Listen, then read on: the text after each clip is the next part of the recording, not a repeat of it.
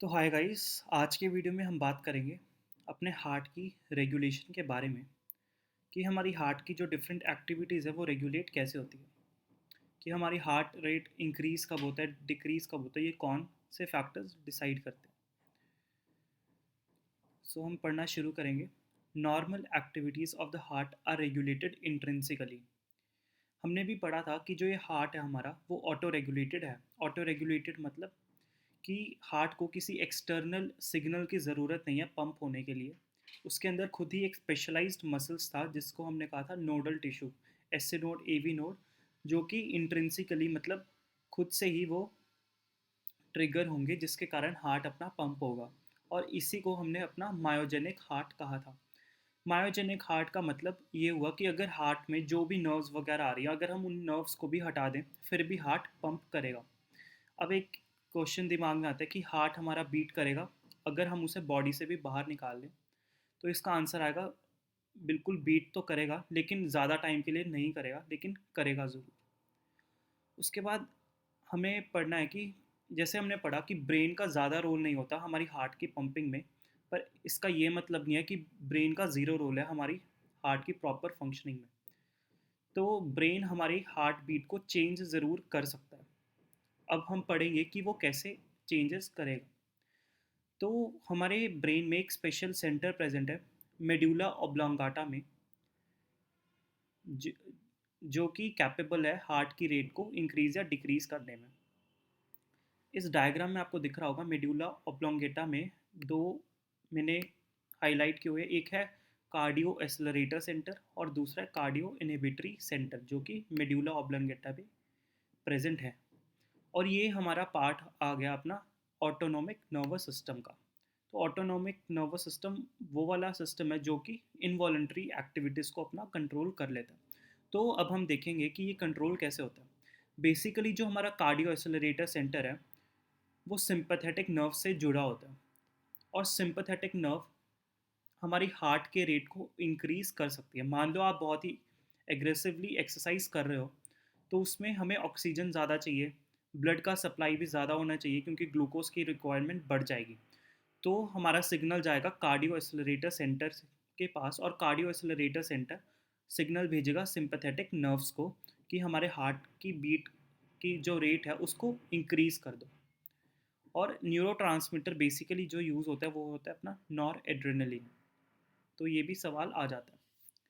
दूसरा, अगर हमें अपने हार्ट की बीट को, रेट को जो बढ़ा हुआ है उसको नीचे भी लेके आना है, तो उसके लिए हमारे पास दूसरा सेट है, वो है कार्बियो इनहिबिटरी सेंटर, जो कि अपने पैरासिम्पैथेटिक नर्वस सिस्टम से जुड़ा होगा। और जब हमें हार्ट रेट डिक्रीज करनी होगी तो कार्बो इनहिबिटरी सेंटर सिग्नल भेजेगा parasympathetic neural signal, parasympathetic nerves को, जो कि हमारे हार्ट में सिग्नल पहुंचाएगी कि हार्ट के रेट को डिक्रीज किया जाए। इसमें जो न्यूरो है वो है अपना एसिटाइल कॉलिन। ये भी इंपॉर्टेंट क्वेश्चन आ जाता है। अब हमने पढ़ लिया, अभी तक हमने पढ़ा कि नर्व्स हमारे हार्ट के रेट को कैसे इफ़ेक्ट कर सकती हैं। हमने दो नर्व्स का सेट पढ़ा, एक था सिंपैथेटिक नर्व्स और दूसरा था parasympathetic nerve. Sympathetic nerve basically heart rate को इंक्रीज कर देती थी और पैरासिम्पैथेटिक नर्व्स डिक्रीज कर देती थी। सो parasympathetic neural signals can decrease the rate of heartbeat, speed of conduction of action potential and thereby the cardiac output। तो basically जो ये नर्व्स हैं ये हमारे एस ए नोड को पे इफेक्ट डालती हैं कि अगर हमने हार्ट रेट को इंक्रीज़ करना है तो हम एस ए नोड के एक्शन पोटेंशियल की स्पीड को इंक्रीज़ कर देंगे, और अगर उसे डिक्रीज़ करना है तो एस ए नोड की एक्शन पोटेंशियल की स्पीड को डिक्रीज़ किया जा सकता है। ये हमने पढ़ा अभी कि नर्व्स कैसे हेल्प करती हैं अपने कार्डियक रेगुलेशन में। दूसरा हम पढ़ेंगे कि हार्मोन्स कैसे हेल्प करते हैं हमें हमारे हार्ट की रेगुलेशन में।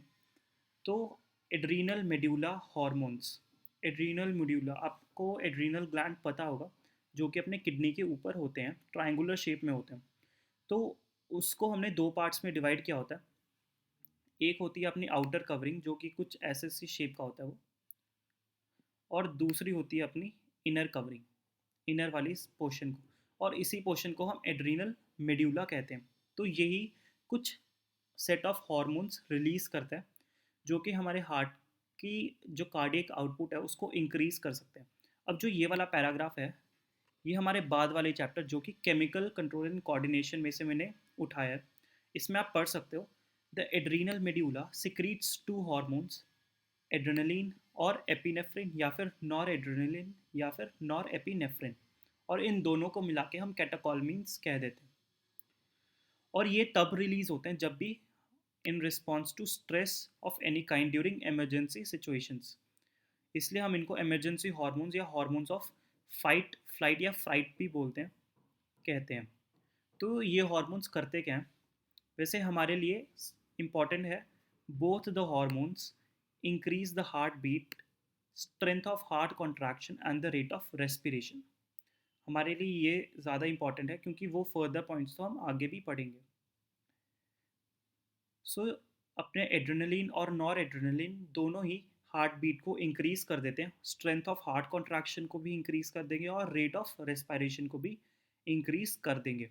दूसरा अपना हार्मोन आ जाता है थायरॉक्सिन। थायरॉक्सिन भी हमारे हार्ट के रेट को इंक्रीज़ कर सकता है।